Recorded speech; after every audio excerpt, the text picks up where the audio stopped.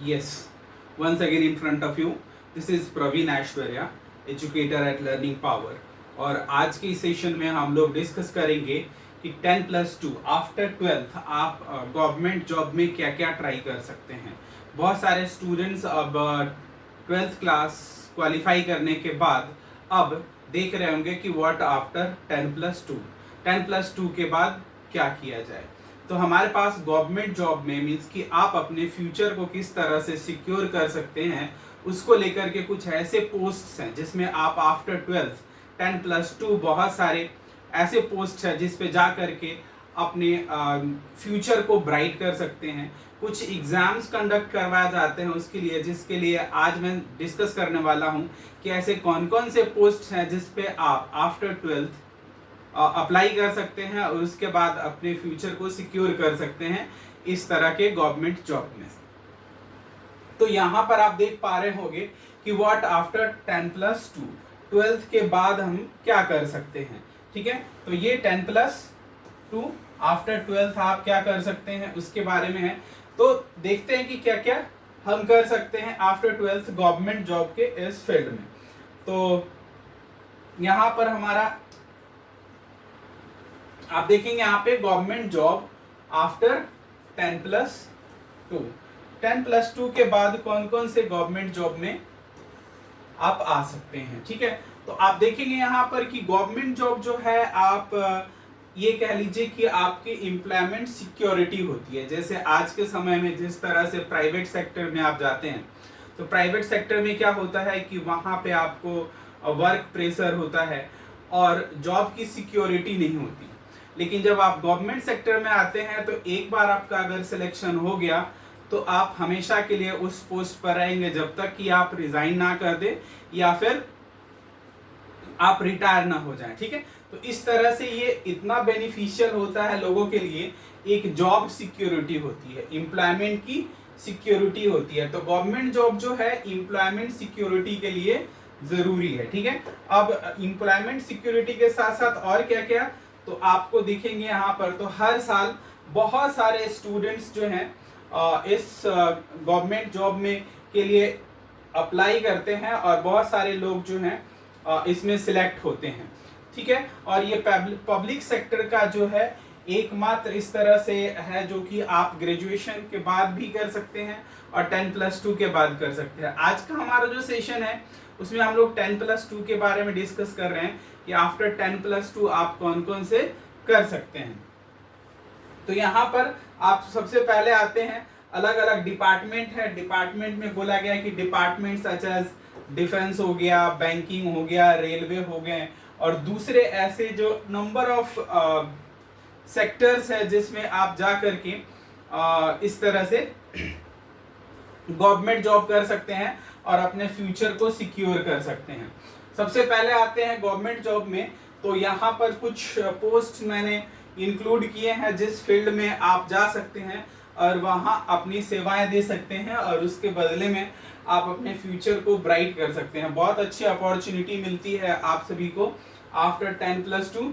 तो यहाँ पे सबसे पहले है यूनियन पब्लिक सर्विस कमीशन, जिसको आप सभी यूपीएससी कहते हैं।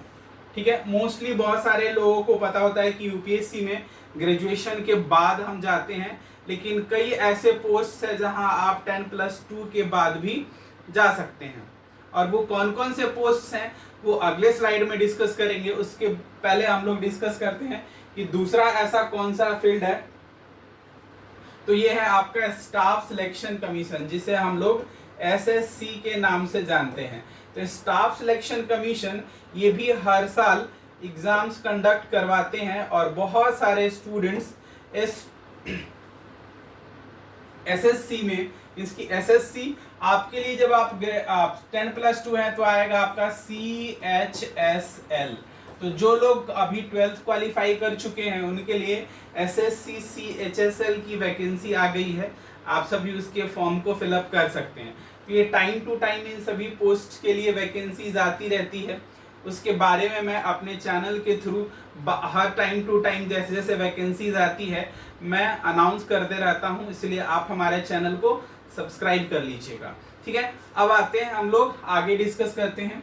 उसके बाद तीसरा है इंडियन नेवी, इंडियन नेवी में भी आप जा सकते हैं, और इंडियन एयरफोर्स, इंडियन रेलवे, ठीक है, इंडियन रेलवे में आरआरबी के through, railway recruitment board, RRB के थ्रू ये वैकेंसीज आती है, जिसके बारे में हम लोग नेक्स्ट स्लाइड में डिस्कस करेंगे और देखेंगे कि किस तरह से आप आरआरबी में कौन कौन से ऐसे पोस्ट हैं जहां 10+2, आफ्टर 10+2 आप जा सकते हैं, उसके बारे में हम लोग डिस्कस करेंगे, ठीक है। उससे पहले आते हैं, देखते हैं और क्या क्या है। तो ये सिक्योरिटी फोर्सेस है, उसके बाद इंडियन पोस्ट ऑफिस है, इन सब में जा सकते हैं। एक और आप ऐड कर लीजिए इसमें, पुलिस एग्जाम। तो स्टेट गवर्नमेंट जो है हर साल जो है अलग अलग स्टेट्स में, स्टेट गवर्नमेंट्स जो होती है वहां की, वो हर साल पुलिस एग्जाम्स की वैकेंसी निकालते हैं, जिसमें आप कांस्टेबल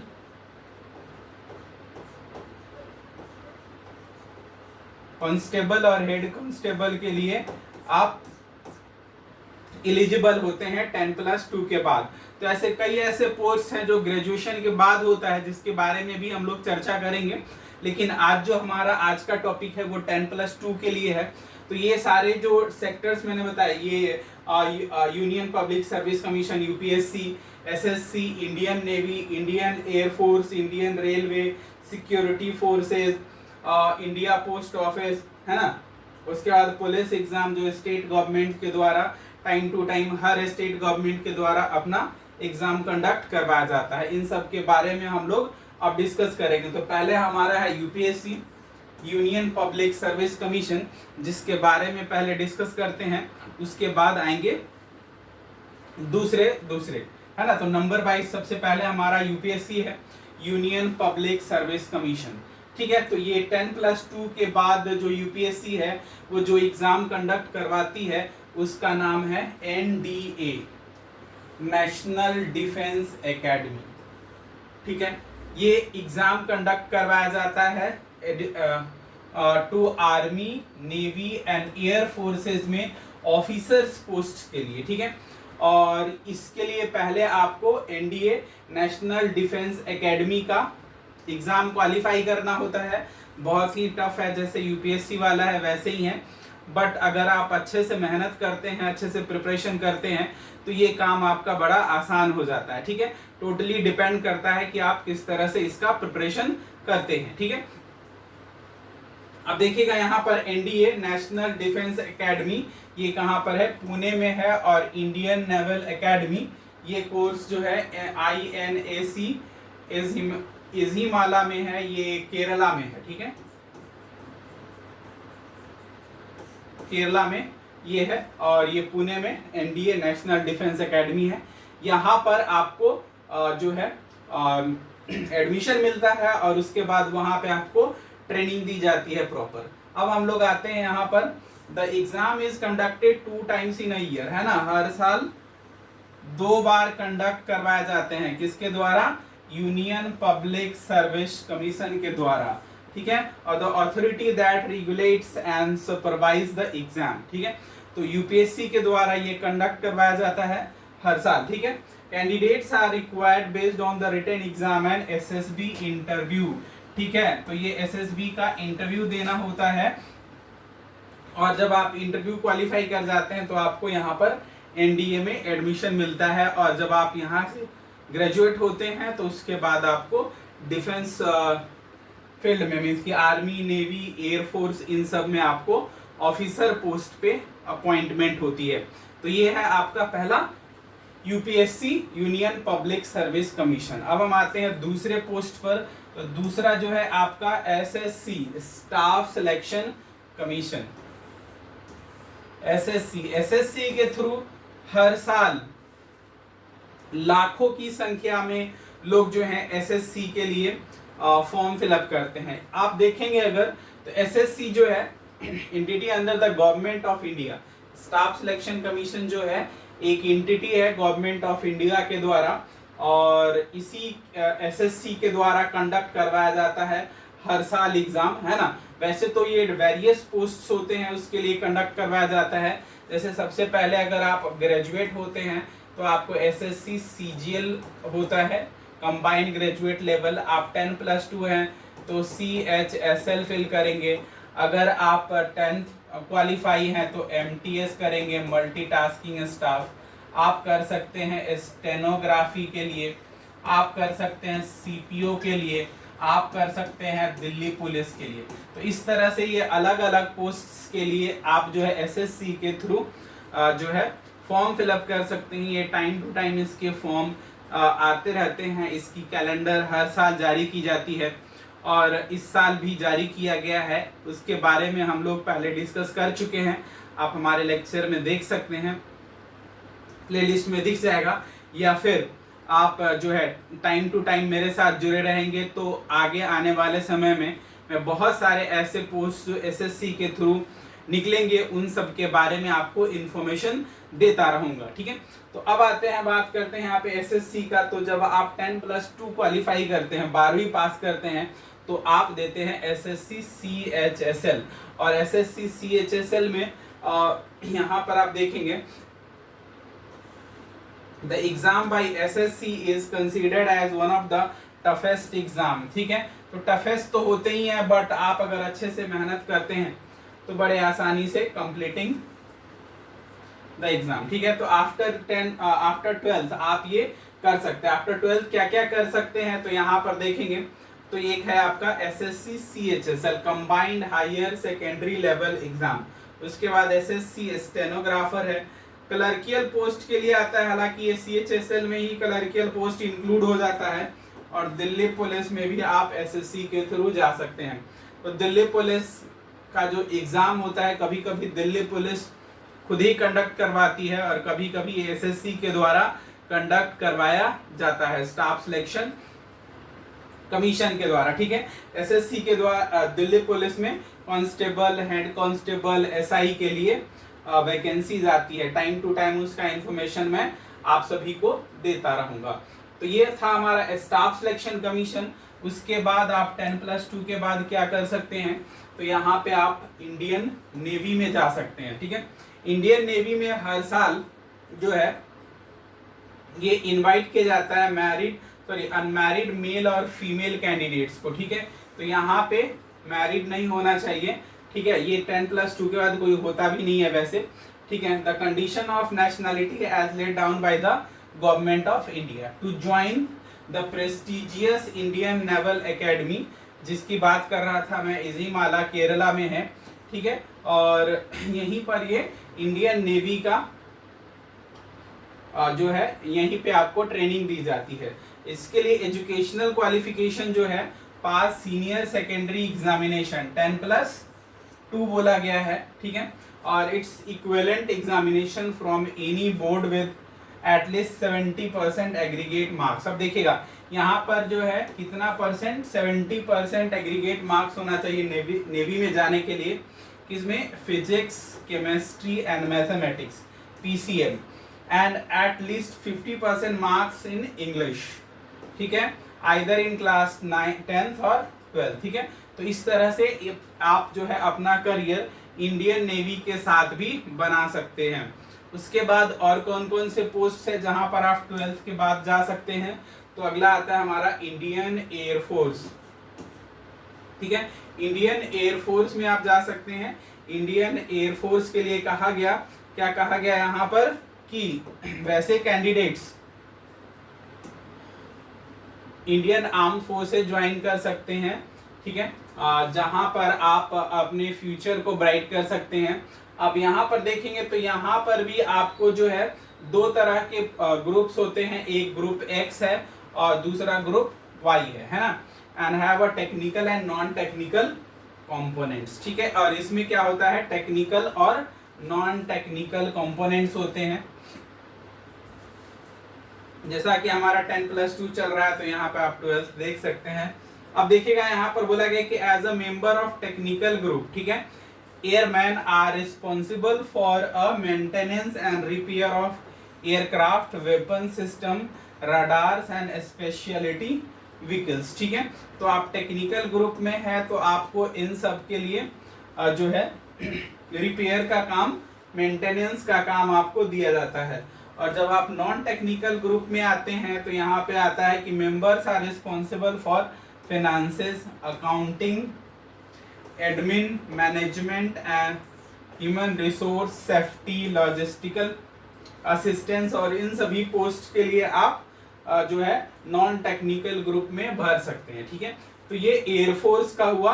अब हम आते हैं आफ्टर 10+2 और कौन कौन से पोस्ट्स आप फिल कर सकते हैं उसके बारे में देखते हैं। तो अगला हमारा पोस्ट आता है इंडियन रेलवे का। बहुत ही ब्राइट फ्यूचर है रेलवे में।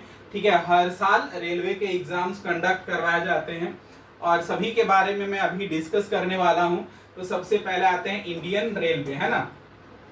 इंडिया का सबसे जो लार्जेस्ट ट्रांसपोर्ट सिस्टम है, ठीक है, और सबसे ज्यादा एम्प्लॉयमेंट देता है इंडियन रेलवे। ठीक है, इंडियन रेलवे सबसे ज्यादा एम्प्लॉयमेंट आपको देता है। Indian railway is considered to provide secure jobs and stable careers for their employees.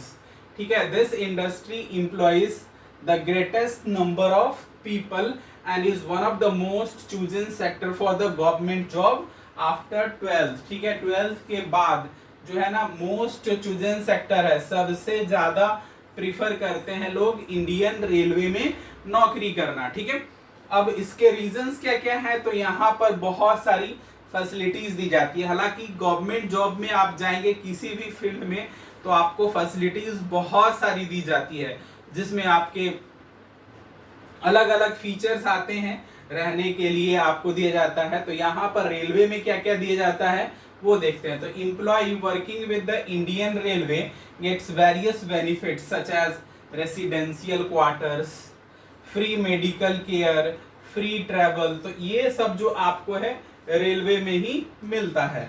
उसके बाद क्या आता है कि there are various government job after 12th with good salaries in the Indian railways. तो इंडियन रेलवे में आफ्टर 12th बहुत अच्छी सैलरी भी मिलती है, प्लस आपको ये सारी फैसिलिटीज भी मिलती है।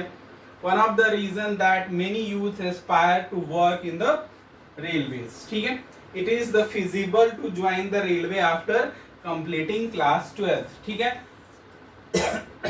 अब आते हैं हम लोग देखते हैं कि इसको कंडक्ट कौन करवाता है। तो इसे कंडक्ट करवाने के लिए जो एजेंसी रिस्पॉन्सिबल है उसका नाम है RRB। ठीक है, रेलवे रिक्रूटमेंट बोर्ड। ये एग्जाम कंडक्ट करवाती है RRB। और कौन कौन से एग्जाम्स होते हैं उसके बारे में हम लोग देखते हैं। तो पहला है यहाँ पर रेलवे क्लर्क।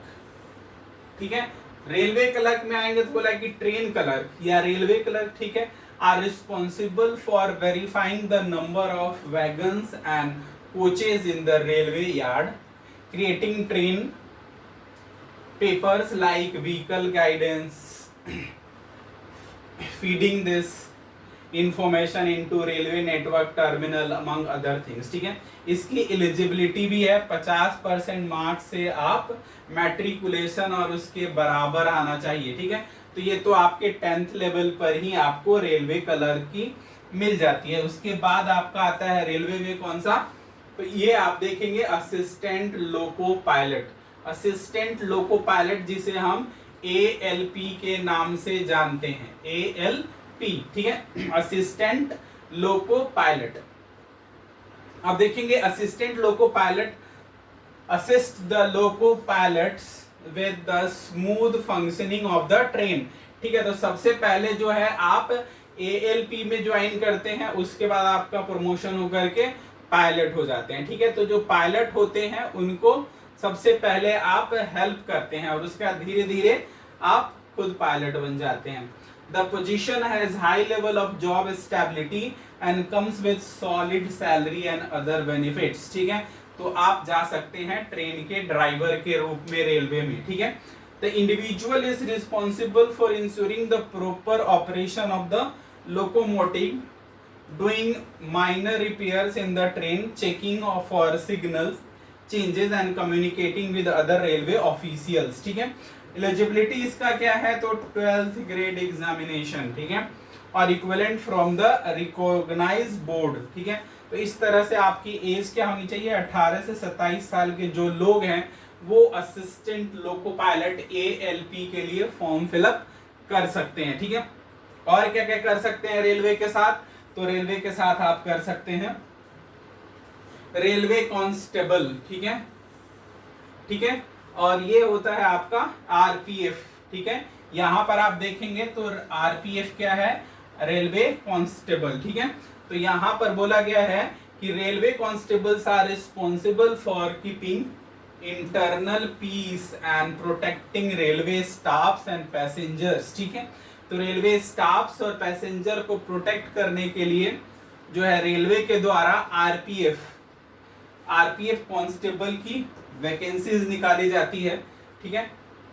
इसके 4 टेस्ट स्टेजेस होते हैं जिसके बारे में हम लोग टाइम टू टाइम आपको बताते रहते हैं। पहला बोला है कि कंप्यूटर बेस्ड टेस्ट होगा सीबीटी, फिजिकल मेजरमेंट होगा पीईटी, और फिजिकल इफिशिएंसी टेस्ट पीईटी होगा, ठीक है।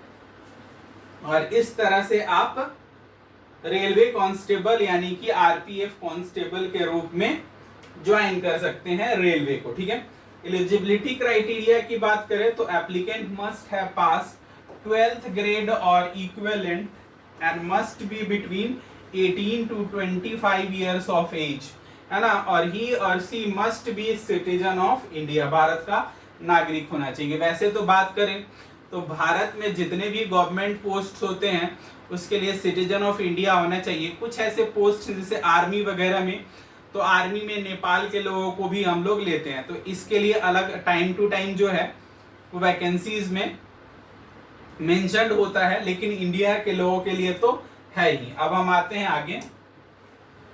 अगला जो है हमारा दूसरा जो सिक्योरिटी फोर्स, जो दूसरे सिक्योरिटी फोर्स होते हैं जहां पर आप 10+2 के बाद जा सकते हैं, उसके बाद उसमें कुछ लिस्ट है यहाँ पर जो आप 12th के बाद जा सकते हैं, 10+2 के बाद जा सकते हैं।